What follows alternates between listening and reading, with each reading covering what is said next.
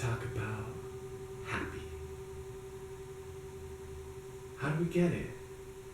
Can we have more? Please? Yeah, I think that we can.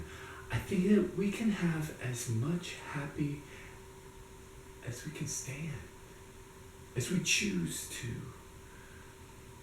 We can have that much. Yeah, we can. Takes practice, like learning any new habit, it takes practice. They say we have these superhighways in our brain that some are faster and bigger, can handle more traffic than others.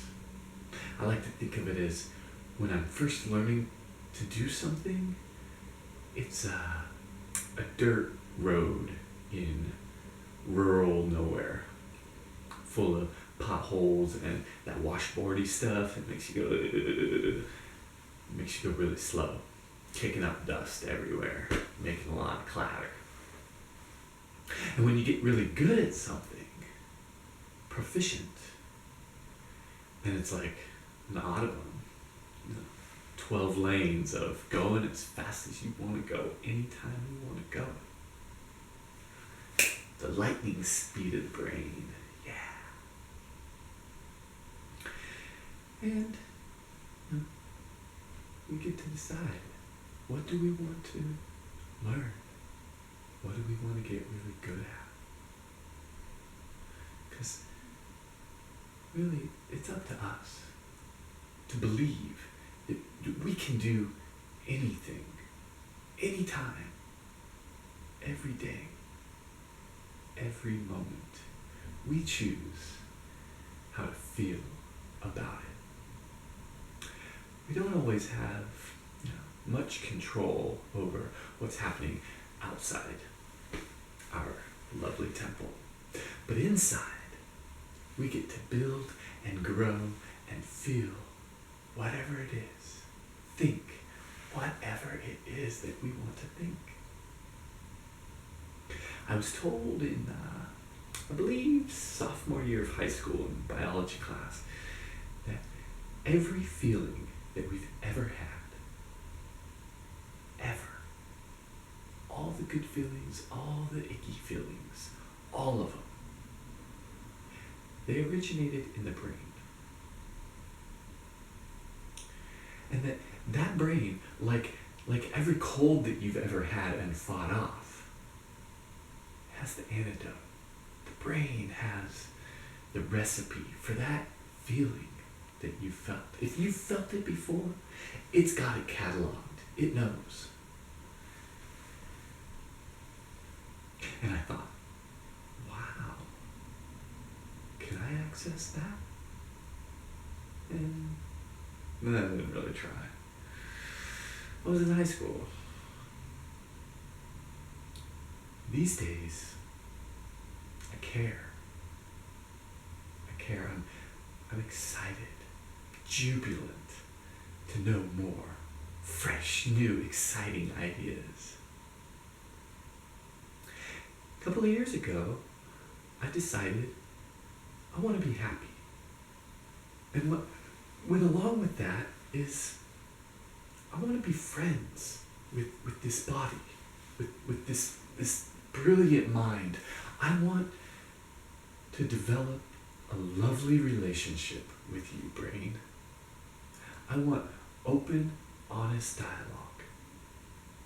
Because I care. I genuinely do. And I know that a happy brain is a healthy brain. And so I thought, how do I be happy? What makes you happy? I read lots of books, watched lots of videos on YouTube. What makes you happy? How do I get there more often? How do I create happy habits? Well, it's easy enough. It is easy enough. For me, I I get a lot of joy from music, especially live music, but even albums that I really love. Oftentimes, I'll listen to them so much so that they kind of lose their magic a little bit. But if I don't listen to one particular song or another, for maybe 6 months or so, the first time that I hear it, I get thrill bumps all up and down my arms. And I'm accessing a feeling, a really good feeling. It feels like a dizzying joy. And I think, I like that. I like that, brain. Can we remember this one? I know you can. Can I feel it more often? Because I'd really like to. I also set aside a lot of time to thinking about my happiest memories, childhood memories, memories out in nature, feeling the abundance that this planet has to offer. And I started to rank them, just as a fun exercise, not to be too judgmental about it. Just to say, yeah, that one's number one, yeah. And I kept coming back to one in particular. It's of an afternoon on the beach in Mexico. The first time I got to go to Mexico. And I'm laying in the surf with my head down in the water, the snorkel and goggles on, and I'm right at the edge of where the ocean meets the beach. And I'm rocking back and forth in this lovely warm water. And I'm feeling the ocean, I'm feeling the sun on my back. It was probably 85 degrees out, and the water temperature was pretty similar to that, and I was not cold at all. I was the perfect temperature. And I was watching the waves slowly kick up the fine particles of sand and little bits of shell, and they were all sparkling in the sun, and I'm just rocking back and forth, and I feel so good. And so I decided, okay, I'm going to think about that time, describe it in as much detail as I can, and really go there mentally as often as I can during the day. I started going there 20 times a day, 50 times a day, sometimes 100 times a day. And I really started building that superhighway that I want, that I'm choosing to have, to develop. And I'm also saying, hey brain, I noticed that. Oh, that seemed interesting. What was that? Now, on a molecular level, I don't know what's going on. But I can feel what's going on. I can take note of what I'm feeling. And I can ask for more. Yeah, so I kept doing that. Day after day after day. And getting better and better at feeling that wonderful feeling. I would say that when I could go there and really picture it, really remember being there, the dose of the happy chemical, probably mostly dopamine, but that dose, it would last maybe a half a second. And after 2 or 3 months of doing this often, over and over and over again, just to reinforce it, just to really try to figure it out as best as I can without a microscope, without an MRI machine. And really go there. After a couple of months, I would say that the dose lasted for maybe 3 seconds. Yeah. A real good dose. It lasted for about 3 seconds.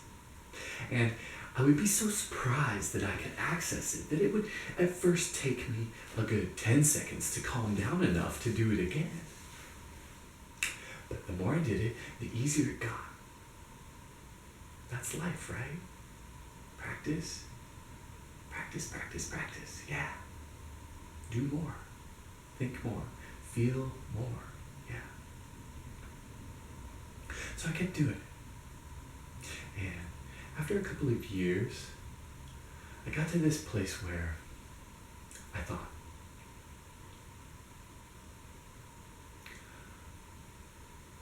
I want bigger doses. I want more sustained, happy feelings. Yeah. And really, more than 50% of my day was ear-to-ear grins. And yet, I want more. I want to be able to access it for longer and in more difficult settings with things happening around me that really shouldn't make someone happy. But I can feel it. One day last winter, November of 2014, I woke up and I was feeling it. I was getting it. I was working, and yet all the projects that I was working on, they just seemed to really flow. It could have been that I had to hurdle a lot more obstacles, and yet things were just going really good. And I was giving myself large surges over and over and over again, building on the last one just over and over and over again. I was getting higher and higher and higher for maybe 6 hours. And the thought actually came to me, can I get a hangover from this? I mean, I haven't experienced a depletion yet, but it feels like I'm draining that dopamine reservoir right now. And I actually thought maybe I should stop. And then instantly the thought came, if I get a hangover from this, that's a success. If I can actually drain my dopamine reserves without taking anything externally, all internally, just by accessing it over and over and over and over and over again, that's a success. And so after 12 hours, I was probably the highest I've ever been. And I just couldn't believe it. And I was laying down to bed, and I don't like to really do it for maybe an hour before I go to bed, because something about the recipe that's my go-to recipe, my day on the beach in Mexico, something about it gives me some energy.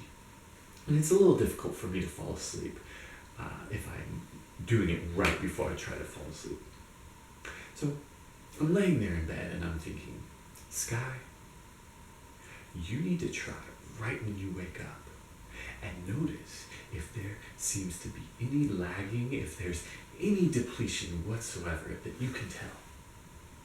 So the next morning, I tried, and if anything, it was easier. Much easier. Like a muscle that you use, learn, hone, and get really good at. It enjoys working for you. Yeah.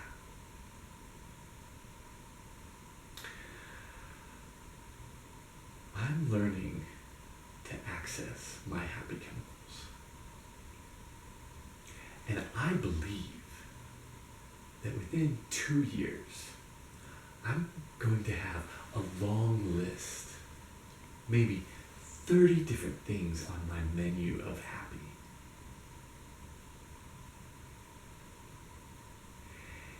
And I'll be able to differentiate, I'll be able to switch them up, I'll be able to adjust them slightly, if necessary, for whatever the situation is.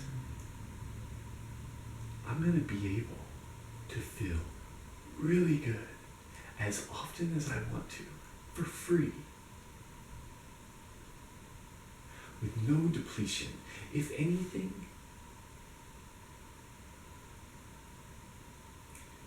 it's just going to get easier and easier. That thought, I shouldn't be doing this for an hour or so before I fall asleep. It came to me on a recent road trip driving from Oklahoma to Oregon. I had started the morning in Boulder, and I had driven all through Wyoming, which is a long state. And I was driving through Utah, and I wanted to make it to Idaho before I went to sleep. And I'm starting to feel a little bit depleted, energy-wise. It's a long drive. And I wasn't falling asleep at the wheel, but I was feeling tired. And I thought, well, I could stop and get some coffee, but I really don't want to drink coffee this close to bed. And the thought came, just give yourself a triple dose of dopamine right now. And I did.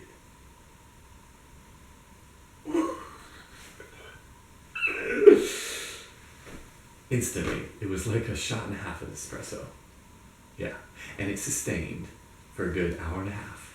And then I went to sleep with no problem. And the thought that night came, on my menu, there should be a sleep aid, like a melatonin sort of thing, where if I'm really energetic, and I've got to be really energetic right before I go to bed, but then I need to sleep because I have a big day tomorrow as well, then give me that sleep aid.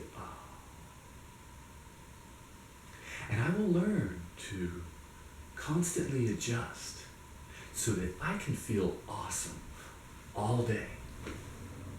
And I feel like, yeah. Yeah.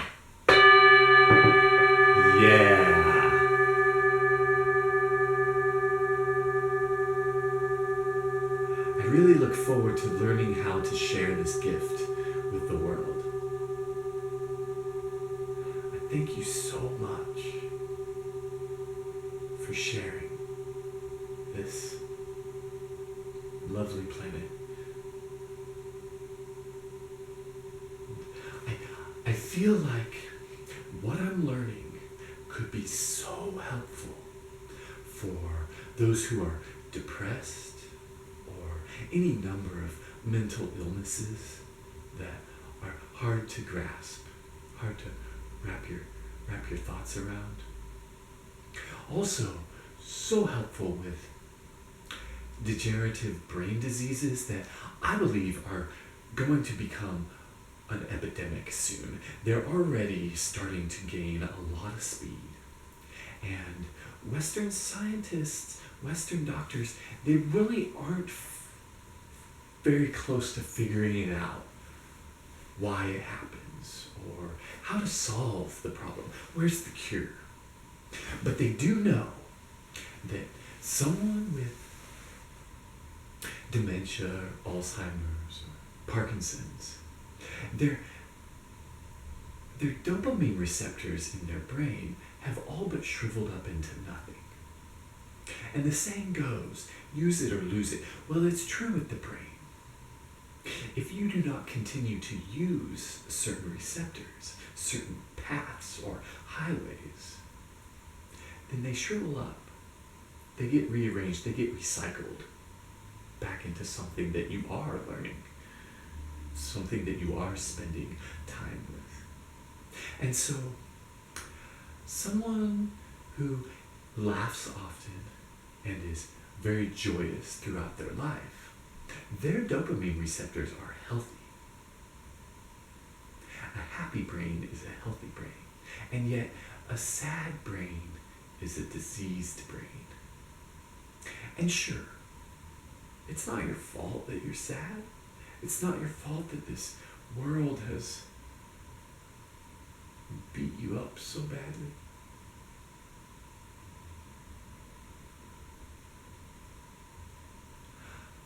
Still, I believe that you get to choose whether you want to be ecstatic or otherwise. And I'm really glad that this gift that I have to give to this world is really beginning to take shape.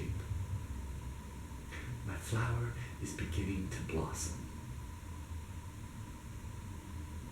And I look forward to sharing the nectar and the abundant fragrance. Yeah. Yes. Be good to yourself.